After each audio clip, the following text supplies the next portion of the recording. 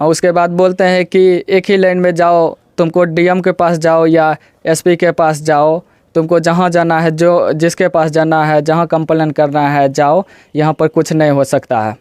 नहीं, 5 महीना से नहीं मिले छे पैसा, एको रुपया नहीं, खाए बगैर मरे छे, एको नहीं। बेटी कुमार छे, कर्जा वाला 15 लाख छे, घर में एक चुटकी और नहीं छे, खाए बगैर मरे। 4 दिसंबर 2021 को एक चौकीदार की मौत हो जाती है जो बेगूसराय ज़िले के गढ़पुरा थाना क्षेत्र के कोरे पंचायत में पड़ता है।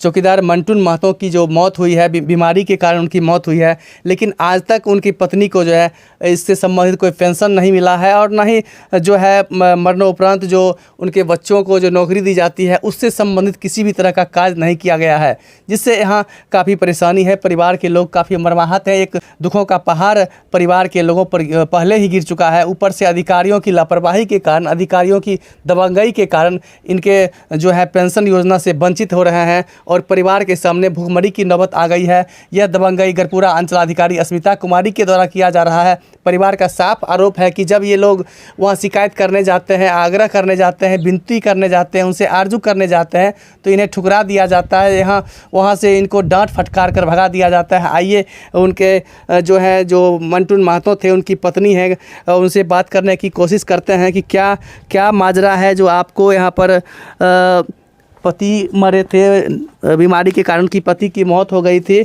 और आज क्या हुआ है कि आज तक आप लोग को पेंशन मिला। क्या नाम है आपका? उर्मिला देवी। हाँ। आपको पेंशन मिलता है? जो चौकीदार थे आपके पति मरे, कितना दिन पहले मरे थे? 4 दिसंबर। तो आप जाते हैं सीओ के यहाँ, जो आपका जो पेंशन का जो वहाँ से भेजेंगे, रिपोर्ट भेजेंगे, क्या बोलते हैं सीओ? कहे छथिन जा, नहीं मिलता जा। किया देखियो 5 महीना हमरा पति के मरला भए गेलै, खाए कुछ उपाय नहीं छे।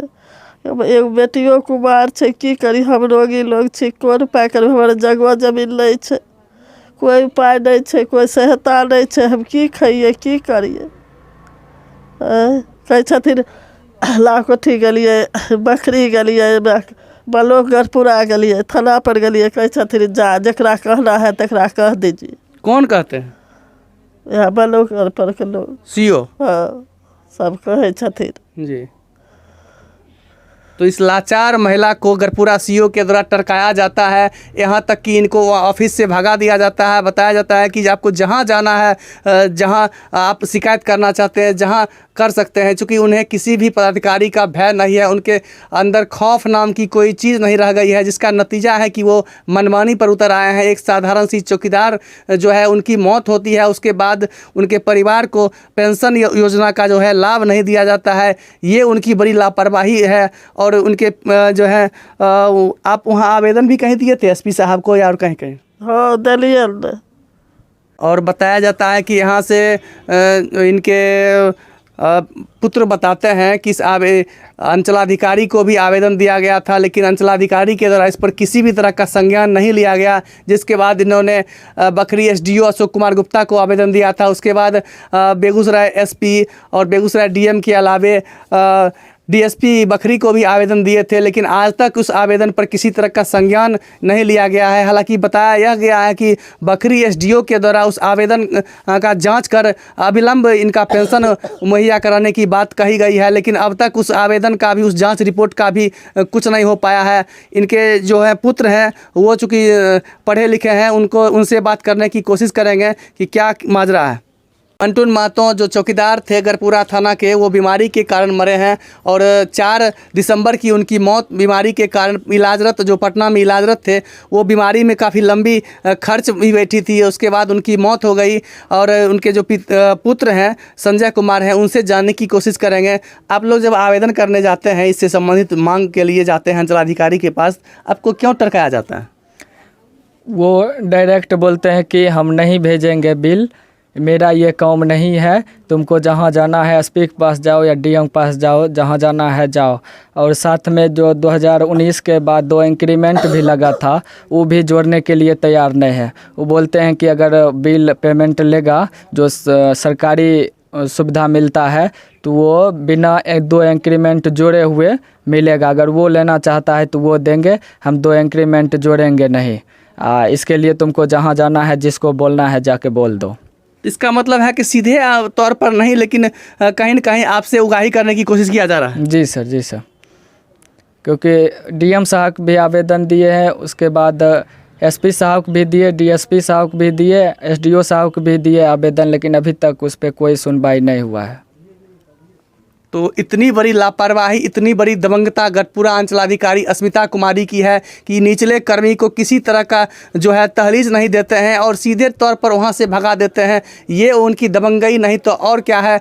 एक साधारण सी चौकीदार की जो मौत हो जाती है, उसके बाद उनका जो है पेंशन के लिए सेवा पुस्तिका जारी करने के लिए जो सेवा पुस्तिका एसपी ऑफिस को भेजेंगे, उसके बाद वहाँ से पेंशन जो शुरू होगा उसके लिए कहीं न कहीं घुमा फिरा कर इनसे पैसे ऐंठने की कोशिश करते हैं। निश्चित तौर पर चूंकि परिवार के लोगों का साफ आरोप है कि सीधे तौर पर पैसे की मांग तो नहीं की जा रही है, लेकिन जिस तरह से इन्हें टरकाया जा रहा है इससे साफ स्पष्ट है कि अंचलाधिकारी के द्वारा कहीं न कहीं इनसे उगाही करने की कोशिश की जा रही है। लेकिन इनके परिवार की जो स्थिति है वो काफ़ी दयनीय स्थिति है, चूँकि पहले ही बीमारी में जो खर्च हुआ था, लंबी खर्च हो गई थी। चूँकि पटना में जो इलाजरत थे वहाँ काफ़ी खर्च हो जाने के बावजूद भी वहाँ पर इनके जो पिताजी थे मंटून महतो, उनका देहांत हो जाता है। लेकिन जो आस बसता है, यहाँ के अधिकारियों पर आस बसता है कि यहाँ पेंशन शुरू हो जाता तो परिवार का भरण पोषण चलता।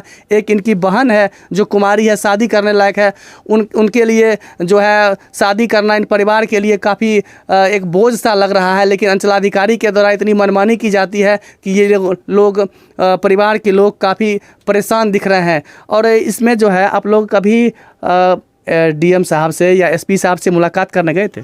मुलाकात करने गए थे, बट नहीं डीएम साहब मिले नहीं एसपी साहब मिले। वहाँ पर आवेदन दे के हम चल आए मम्मी के लेके।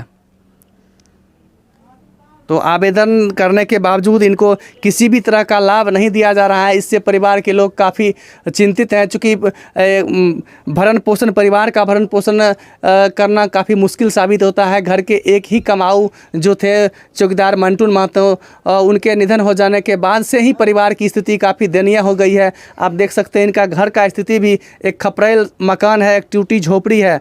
और इतने मजबूरी होने के बावजूद भी ये लोग को अब तक पेंशन योजना का लाभ नहीं मिला है, ना ही फिर जो इसके बाद जो नौकरी होती है उससे संबंधित किसी भी तरह का दस्तावेज भेजा नहीं जा रहा है। इसी कारण?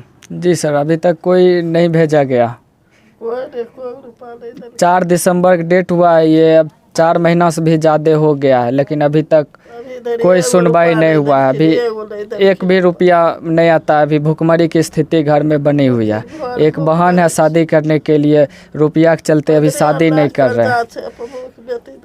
इसके बाद इससे इलाज में तो कर्ज भी हुआ होगा बहुत, लगभग 12 से 15 लाख रुपया तक कर्ज हो चुका है और उसका ब्याज बढ़ रहा है। लेकिन क्या करें, मजबूरी है, कुछ कर नहीं पाते हैं। जिससे लिए थे कर्ज वो भी रोज आके बोलते हैं कि देने के लिए, जल्दी देने के लिए, लेकिन रुपया है नहीं। किसी तरह बोलते हैं कि अगले महीना दे देंगे, अगले महीना दे देंगे, मिलेगा दे देंगे, लेकिन वो सरकारी लाभ मिल नहीं पाता है, जिसके कारण दे नहीं पाते हैं।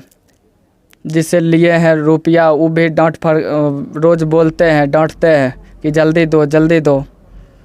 तो अंचलाधिकारी की इतनी बड़ी दमंगई जो बेगूसराय जिले के गढ़पुरा अंचल में प्रतिनियुक्त है अंचलाधिकारी, आज तक इस तरह का अंचलाधिकारी गढ़पुरा को नसीब नहीं हुआ था। लेकिन इस तरह से जो प्रताड़ित करते हैं परिवार के लोगों पर, चाहे उनका कर्मी हो, चाहे जो भी अंचल क्षेत्र के जितने भी लोग हैं, उनसे काफ़ी परेशान हैं। चूँकि अंचलाधिकारी होने के नाते वो अपना जवाबदेही पूरी तरह से भूल चुके हैं और गरीब निसहाय लोगों पर अपना अत्याचार प्रत्येक दिन ढाए ही जाते हैं। जिसका उदाहरण है कि आप देख सकते हैं कि एक चौकीदार के निधन हो जाने के बाद उनके परिवार के लोग किस तरह से लालायित हैं। एक पेंशन के लिए इनके ऊपर जो है जो भी कर्ज लिए हुए हैं, इलाज के दौरान जो कर्ज हुई थी उस कर्ज को चुकाने के लिए लालायित हैं।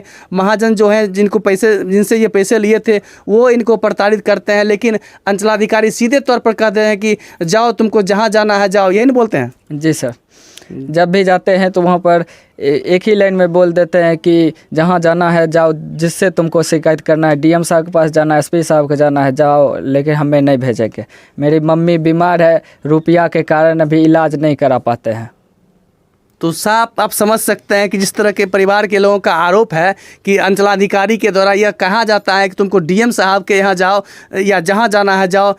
इससे साफ जाहिर होता है कि एक अंचलाधिकारी डीएम से भी अपने आप को ज़्यादा पावर वाली रखते हैं। इसका नतीजा यही है। इससे जो संबोधन इनको कहा जाता है उसका सीधा तौर पर आरोप है कि अंचलाधिकारी होने के बावजूद वो अपने आप को डीएम से भी बड़ा अधिकारी समझते हैं और ये परिवार के लोगों पर कहर ढाते हैं। मेरे चैनल को अब तक सब्सक्राइब नहीं किए हैं तो अभी सब्सक्राइब कीजिए। Public 24 news Bihar. मैं शशिकांत प्रसाद वर्मा, वीडियो जर्नलिस्ट चंदन कुमार के साथ।